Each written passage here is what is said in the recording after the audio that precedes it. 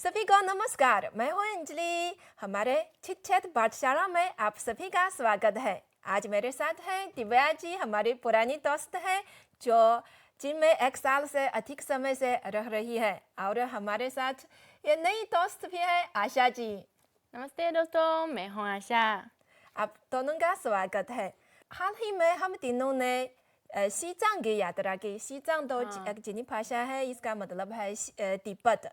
तो हालांकि हम तीनों अलग अलग काम के लिए गए थे और जाने का समय भी अलग था, लेकिन आज हम तीनों यहाँ बैठकर आपसे कुछ बातचीत करना चाहते हैं शीजांग के बारे में। हमारे बहुत ज़्यादा दिलचस्प कहानियाँ हैं और अनुभव आपके साथ साझा करना चाहते हैं, है ना? क्योंकि आशा जी हम दोनों से पहले गई थी ना, तो आशा तिब्बत में बहुत जगह गई और बहुत ज़्यादा दिलचस्प वीडियो शूट करने के लिए। तो ये आपकी पहली बार है तिब्बत जाने की? हाँ, ये तो मेरे पहली बार शीजांग यात्रा की। और इससे पहले मैं सिर्फ सिचुआन प्रांत के आबा प्रेफेक्चर में गई। वहाँ तो ऊंचाई लगभग 300 मीटर है। लेकिन शीजांग में मैं तो 6 खंडियों में गई। रितु, गार, चोचिन, गाइजे, गेजी और लासा में भी गई। और सबसे ऊंचाई स्थान तो चोचिन खंडी में, वहाँ का हाइट लगभग 5200 मीटर है। जी, बहुत ऊपर। आली से भी बहुत ऊपर, आली से भी बहुत हाइट वाली जगह। तो ये आपकी भी पहली बार है ना? जी, मेरी भी ये पहली शीजांग की यात्रा थी। और क्योंकि आशा जी ने अपना एक्सपीरियंस बताया कि वो 6 जगहों पे गई, तो हमारा उतना जगहों के साथ हमारा एक्सपीरियंस नहीं है, क्योंकि हम लोग एक ही जगह पे थे। तो मुझे ये जान के कि आप 6 जगहों पे गई, अलग अलग जगहों पे गई, तो आपका एक्सपीरियंस जगहों के साथ है, हमारा एक्सपीरियंस लोगों के साथ है। एक ही जगह पे हमने काफ़ी टाइम स्पेंड किया। हम दोनों तो एक डॉक्यूमेंट्री शूटिंग करने के लिए हैं जी, एक स्कूल में हम लोग गए थे वहाँ पे। तो हमारा जो है एक रीजन आली प्रेफेक्चर की पुलान काउंटी, बाका विलेज में। सो हम लोग वहीं पे बेस्ड थे। और आशा जी जो है वो अलग अलग जगहों पे गई, कई जगहों पे गई। और उनमें से जो उनकी हाईएस्ट जो जगह थी 5000 मीटर, 5200 मीटर, 5200 मीटर।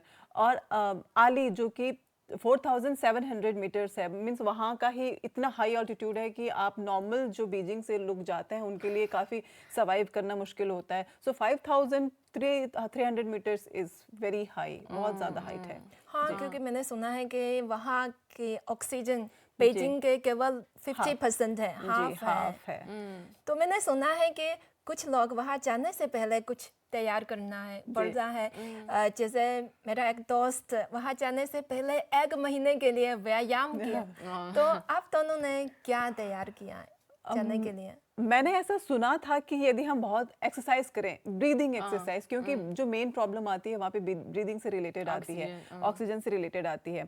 सो यदि हम ब्रीदिंग एक्सरसाइज करें तो हमें प्रॉब्लम नहीं आएगी। बट मुझे ऐसा लगता नहीं है, मुझे ऐसा नहीं लगता, क्योंकि एक हाई ऑल्टीट्यूड, आप सोचिए 4500 5000 मीटर्स, आप कितनी भी आप एक्सरसाइज कर लें, आप जस्ट डबल ऑक्सीजन में से हाफ ऑक्सीजन में जा रहे हैं। आपने कितनी भी एक्सरसाइज की है, आपको उसके जो उसके रिजल्ट्स होंगे अपनी बॉडी पे, वो आपको एनी हाउ फेस करनी है।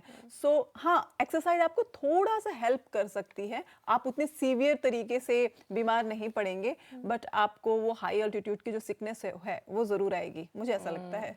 तो आपको कैसे लगा वहाँ जाकर? कुछ बीमारी है? हाँ, इसलिए मेरे पास बहुत दवा तैयार की, क्योंकि मेरे डर है कि हाई एल्टीट्यूड सिकनेस।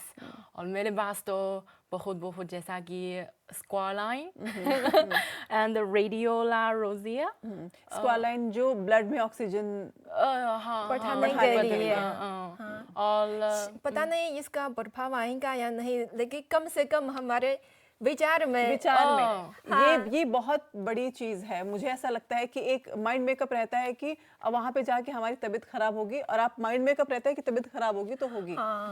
और यदि आपको पता है कि आपने व्यायाम किया है, आपने पहले से वो ब्लड में ऑक्सीजन बढ़ाने वाली दवाएं खाई हैं, तो साइकोलॉजिकली थोड़ा आपको सा लगता है कि हम थोड़ा fit हैं, सा कॉन्फिडेंट है। कॉन्फिडेंट रहता है।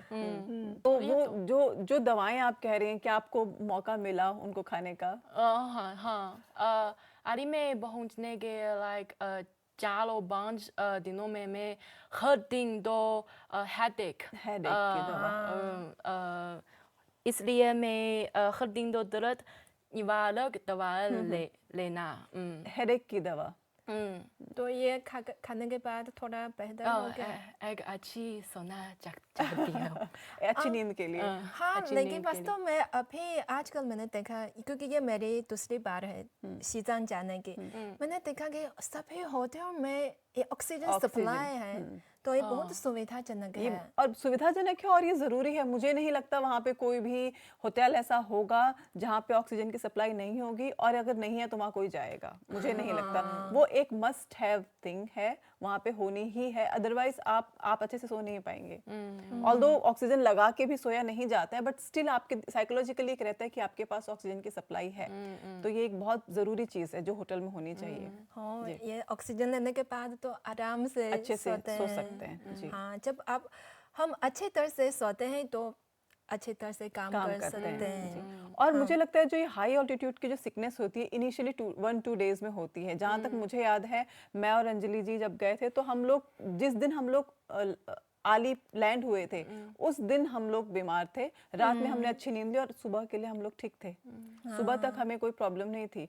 और वो हमेशा होता है कि आपको एक स्लाइट पेन जो हेड में होता है, एक हेडेक आपको हमेशा रहेगा, बट आप ऑक्सीजन के साथ बहुत जल्दी एडजस्ट हो जाते हैं। और बाकी आपकी अपनी फिटनेस काम करती है। आप जितने फिट होंगे उतने अच्छे, आप उतने हेल्दी से। मेरे लिए तो शायद 2-3 दिन के बाद तो आदत हो गया है, हेडेक की आदत हो गया, तो कोई दिक्कत नहीं है। दिक्कत नहीं। मुझे सबसे ज़्यादा जो मुझे लगता है इसमें ज़रूरत होती है मेंटली स्ट्रांग रहने की। तो मुझे ये था कि कुछ होगा तो उतना ही होगा जितना एक हेल्दी बॉडी झेल सकती है।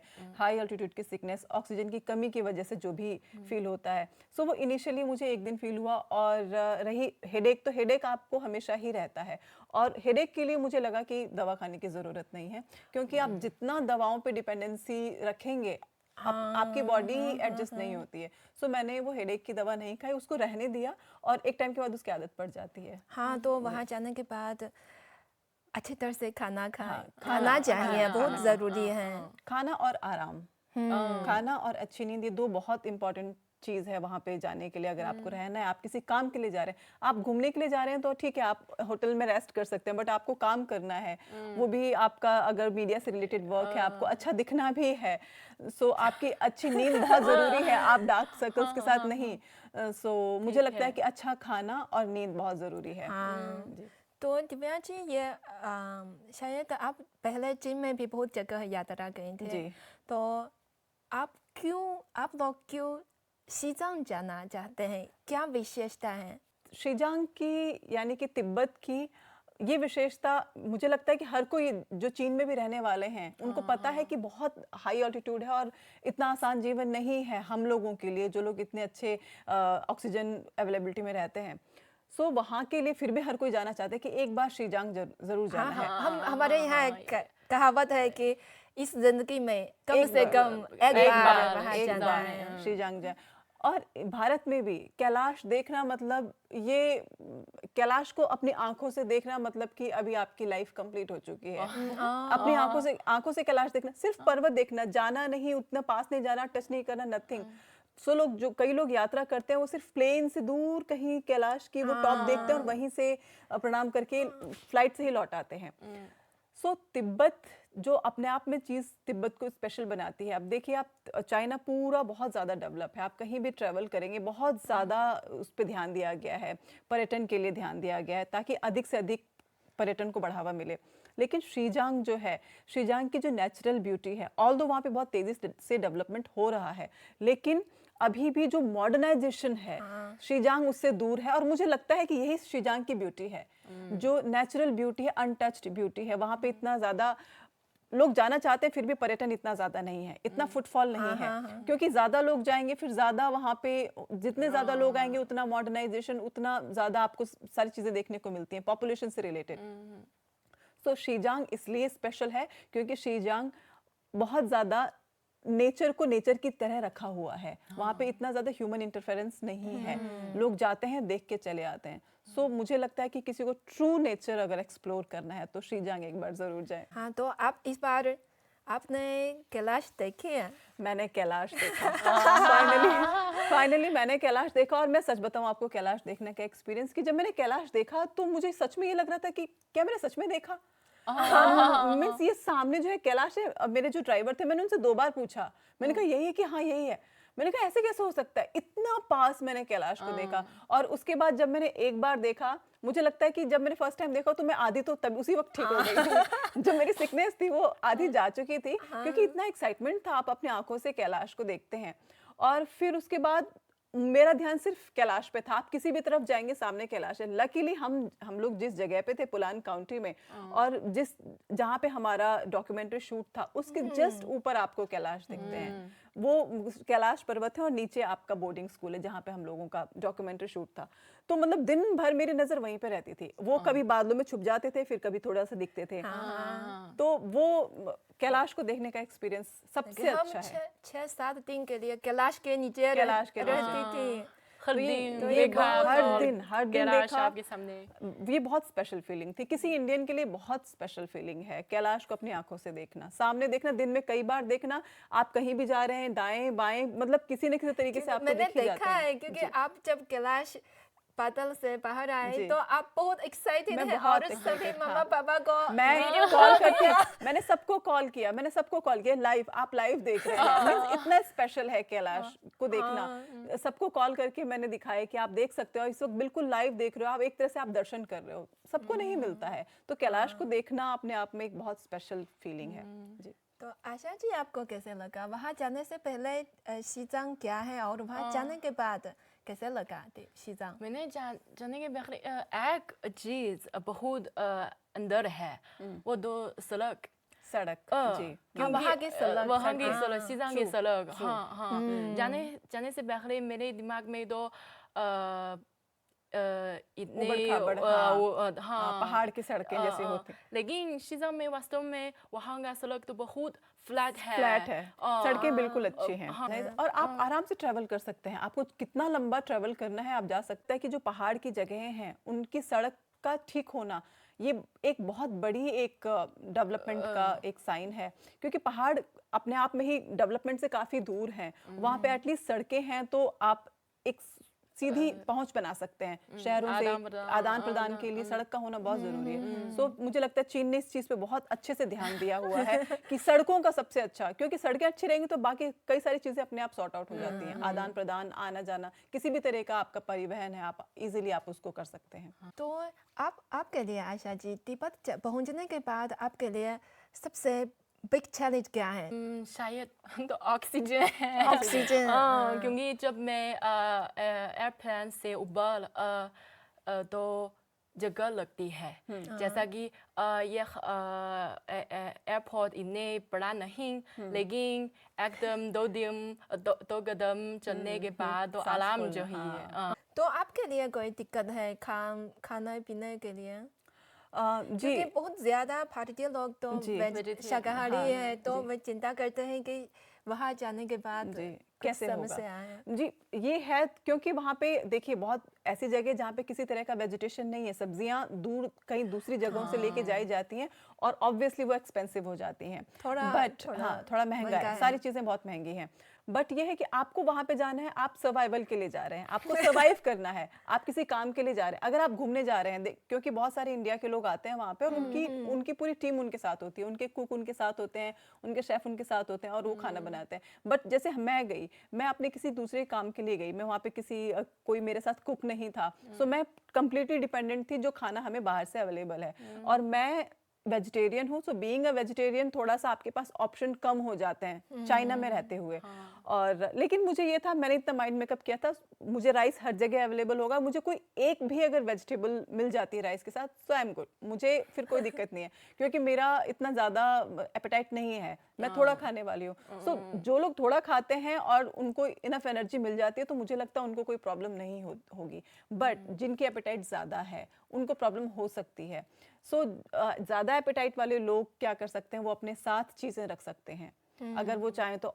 ऑल्दो वहाँ पे सुपरमार्केट में आपको हर चीज़ अवेलेबल है, हर चीज़ आप खरीद सकते हैं, आपको बिस्किट चाहिए, स्नैक्स चाहिए, यहाँ सब फ्रूट्स कुछ है, चाहिए, सुपरमार्केट है, सब कुछ हर मिल चीज, सकता हर है। चीज की अवेलेबिलिटी है। तो अवेलेबल, आपको ऐसा कुछ नहीं है कि आपको कुछ नहीं मिलेगा, प्राइस थोड़ा ज्यादा है बट आपको सब कुछ मिलेगा। और अगर आप चाहते हैं कि आप बाहर ना खाएं सो आप अपने साथ रेडी टू ईट फूड रख सकते हैं, आपको हर जगह इजीली अवेलेबल होता है, आप अपने साथ कैरी कीजिए, उसको जस्ट हीट कीजिए और आप इंडिया के जैसा खाना अपने साथ हमेशा खा सकते हैं। और एक तरीका है, हाँ मैं आपसे साझा करना चाहती हूँ, जी। क्योंकि जब हम सुबह नाश्ता नहीं ब्रेकफास्ट लेने के लिए जी। हम तो एक होटल गई थी, जी। वहाँ हम एक भारतीय टीम टीम मिला, मिले जी। उनके पास एक कुक है, तो हम दोनों ये खाते खाते समय हमारी आंखें हमेशा उनकी चाय की चाय तरफ मसाला चाय पर रखते हैं। वहाँ देखा मैंने बहुत सारे इंडियन लोग थे और वहाँ पे कुक लगे हुए थे। नहीं, वो चाय की हाँ, खुशबू, उनका वो खाना बना रहे थे और जितने भी लोग आ रहे हैं ब्रेकफास्ट करने के लिए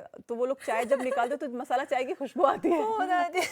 मसाला चाय की खुशबू के साथ फिर हमने बहुत कोशिश की और जब मैं कंफर्म हो गई कि नहीं मुझे आज चाय पीनी है, सो मैं उनके पास गई कि हम चाय पीना चाहते हैं। सो उन्होंने बहुत आदर भाव से हमको, बहुत बहुत अच्छे। रिस्पेक्टफुली हमको मसाला चाय दी। फिर आगे से उन्होंने हमको नाश्ते के रोटी लिए ऑफर दिया। किया, फिर हमने पूड़ी खाई, हमने छोले खाए, हमने दलिया खाया। सो हमने एक अच्छा इंडियन ब्रेकफास्ट उस दिन किया। सो ये भी एक तरीका है, क्योंकि वहाँ पे हर टाइम जब भी सीजन होता है यात्रा का, जब कैलाश की यात्रा चलती है वहाँ पे, सो अब बहुत सारे ग्रुप्स आते हैं और जितने भी ग्रुप्स होंगे उन सबके पास अपना एक शेफ होता है, अपना एक कुक होता है और उनके पास उनका, क्योंकि वो लोग एडजस्टेड नहीं होते चाइनीज, वो लोग डिपेंड नहीं करते हैं चाइनीज फूड के साथ। सो वो लोग आते हैं अपनी टीम के साथ और जितने भी दिन रहते हैं उनका जो खाना पीना रहता है वो पूरी तरह से शुद्ध शाकाहारी होता है और इंडियन खाना होता है। हाँ, शीजांग में तो शीजांग की विशेष चाय है ना, एक नमक वाली चाय और एक मीठी वाली चाय है, लेकिन इससे पहले मैंने कभी नहीं सोचा कि वहाँ मसाला चाय भी मिल सकता है। ये तो है, किसी को पता नहीं होगा कि आप वहाँ पे मसाला चाय, इंडियन टेस्ट वाली मसाला चाय पियेंगे। हाँ, मेरे लिए भी वो एक्सपीरियंस बड़ा न्यू था। तो और आपके कोई दिलचस्प कहानी है हमारे साथ साझा करना चाहते हैं?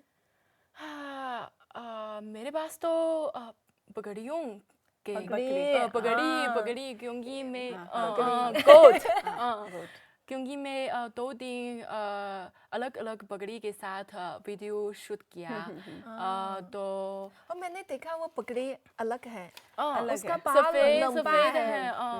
है, एक दो सफेद कश्मीरी पगड़ी और एक दो बैगनी Purple. पर्पल पगड़ी। बहुत बहुत प्यारी है, लेकिन थोड़ा स्मेल है। लेकिन ये ऐसा होता है, हम जितनी भी इस पहाड़ जैसी जगहों पे जाते हैं ना, वहाँ पे जैसे भेड़ बकरी इसका पालन बहुत ज्यादा होता है और ये बहुत ज्यादा हैरी होती हैं। पहाड़ पे जितनी भी आप बकरियां मिलेंगी ना आपको, ये बहुत ज्यादा हैरी होती हैं, इनके बहुत बाल होते हैं और इस वजह से उनके बाल बहुत लंबे होते हैं और उनके बालों से तरह तरह के कपड़े, गर्म कपड़े बनाए जाते हैं। और एक अन्य विशेष अनुभव तो, क्या आप कोलिंखा जानते हैं? नहीं, कोलिंखा तिब्बती में यह तो तिब्बती में पिकनिक वहाँ तो एक दिन हम तो एक बर्फ से ढके पहाड़ के नीचे शूटिंग करना, तो वहाँ तो कोई रेस्टोरेंट नहीं और सो इसलिए हम तो खाना लेकर और वहाँ तो घास के मैदान पर बैठने के बाद और पिकनिक करना बहुत विशेष है। ये स्पेशल रहा होगा बर्फ से एक्सपीरियंस। ढके पहाड़ के नीचे, कितना रोमांटिक है। और खुद का खाना, अपने आप खुद से बनाना। अगर आसपास कुछ पकड़े है कुछ ट्रू, वही मैंने कहा कि चावल है। तिब्बत में है तो आप आप नेचर एक्सप्लोर कर रहे हैं, वो आपको अच्छा ही लगेगा, आप कहीं पे भी होंगे तो। नेचर के साथ कोई जोड़ना है, हाँ, जैसा कि कनेक्ट करना है। ये तो दूसरी जगह में नहीं मिल नहीं सकते मिल हैं। सकते हैं। तो आपके मेरे तो बहुत सारे अनुभव रहे, जैसे कि हम लोग एक डॉक्यूमेंट्री शूट के लिए गए थे, बहुत सारे बच्चे। आशा जी का एक्सपीरियंस शीजांग में जगहों के साथ है, हमारा एक्सपीरियंस शीजांग में लोगों के साथ है, हमने बहुत लोगों से इंटरेक्ट किया। सो मुझे बहुत अच्छा लगा, सबसे स्पेशली बच्चे, और बच्चे अच्छे ही लगते हैं बात करने में, मिलने में। बट एक एक्सपीरियंस जो मैंने आपको बताया, उस दिन हम लोग वहाँ एक चरवाहा क्षेत्र में गए थे, एक बच्चे के घर गए थे। वो बच्चा स्पेशली एबल्ड, जिसको कहते हैं दिव्यांग कहते हैं, वो दिव्यांग बच्चा, उसके घर हम लोग गए। सो वहाँ पे जाने में मुझे लगा, एक तो उतना बिल्कुल नेचर में भी आप कहीं दूर चरवाहा क्षेत्र में, वो एक उनका हट बना हुआ है। सो अंजलि जी वहाँ पहुंची, वहाँ कह रही है कि मैं यहाँ पे 2 दिन रहना चाहती हूँ।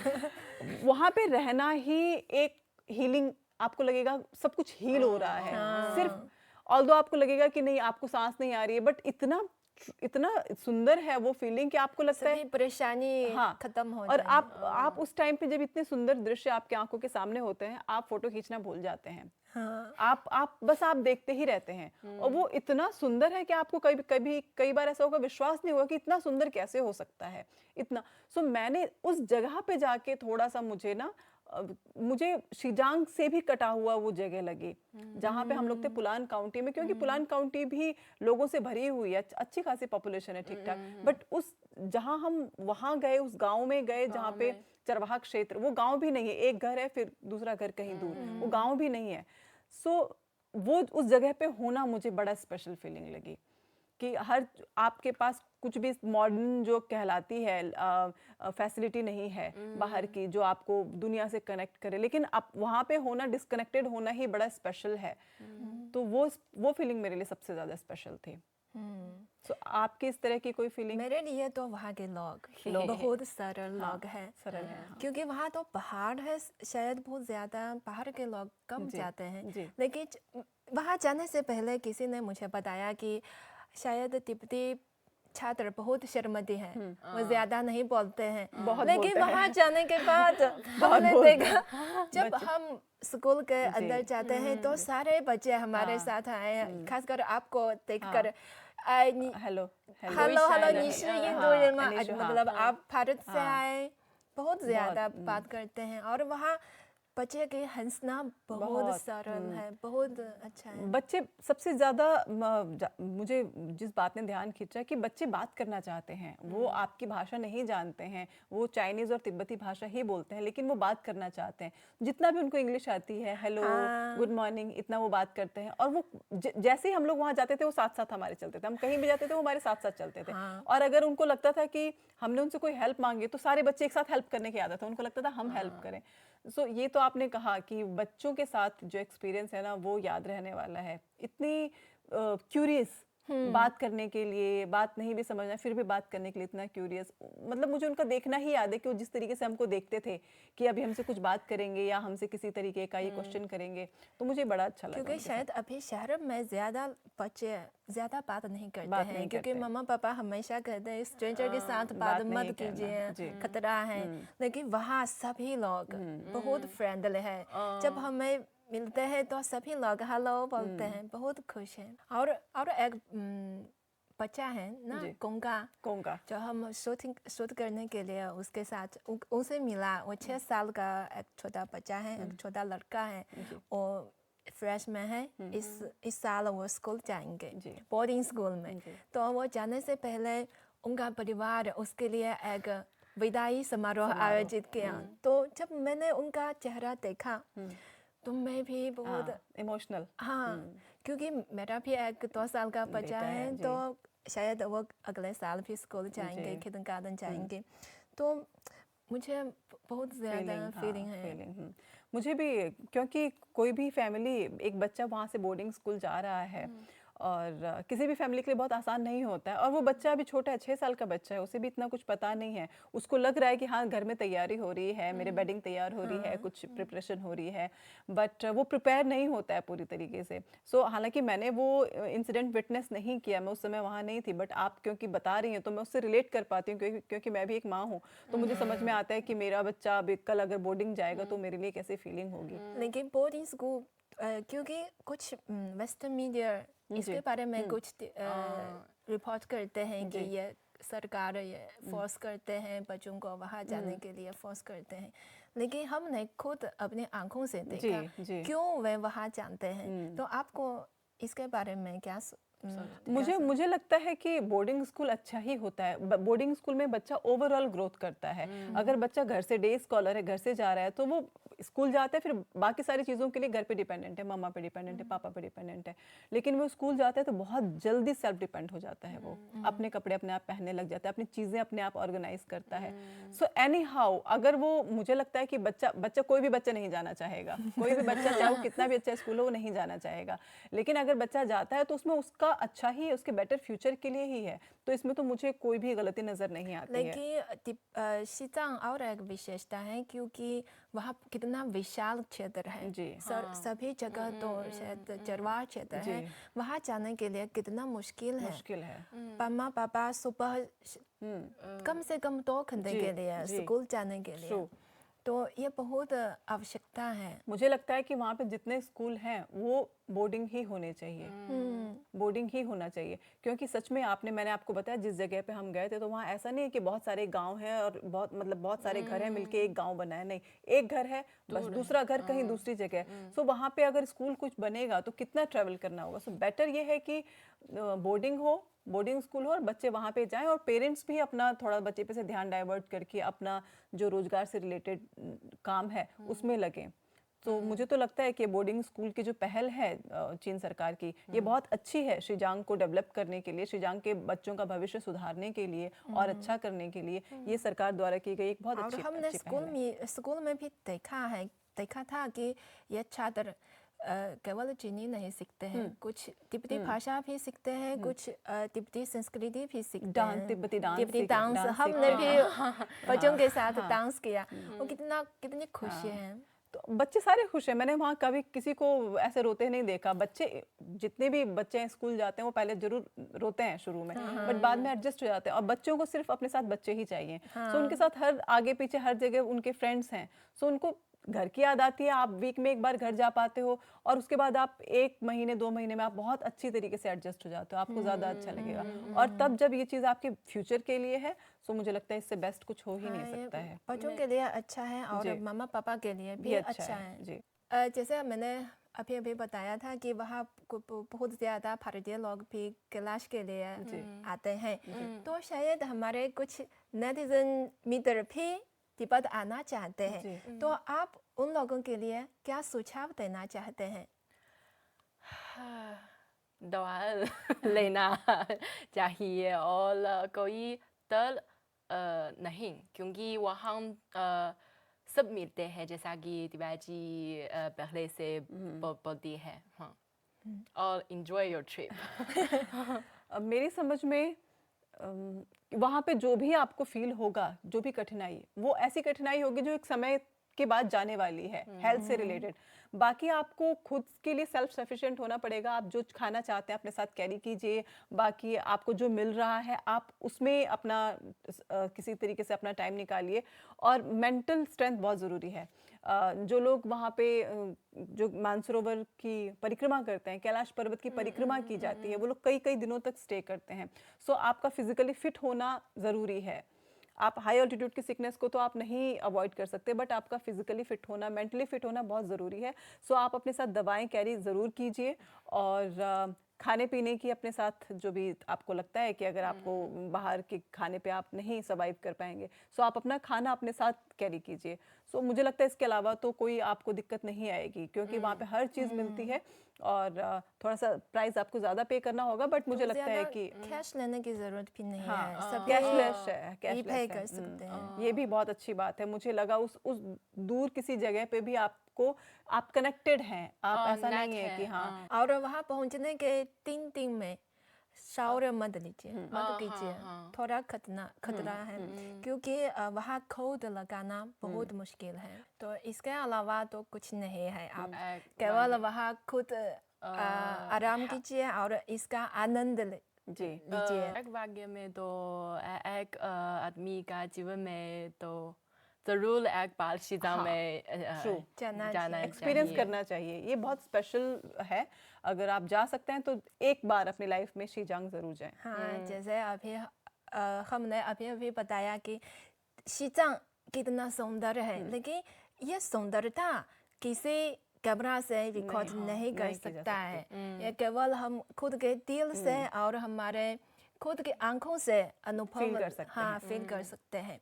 तो उम्मीद है कि आप भी अगर समय है और अगर मौका है तो ज़रूर एक बार यहाँ आइए। यहाँ की सुंदरता आपके इंतजार कर रही है। यहाँ का नीला आकाश और सफ़ेद बादल तो आपके दिल में एक बहुत सुंदर तस्वीर खींच लेंगे, जिसे आप पूरी ज़िंदगी में नहीं भूलेंगे, है ना? तो उम्मीद है कि आप हमारी ये जानकारी आपके लिए मदद मिलेंगे। तो हमारे आज का वीडियो यही तक। Bye bye. Bye bye.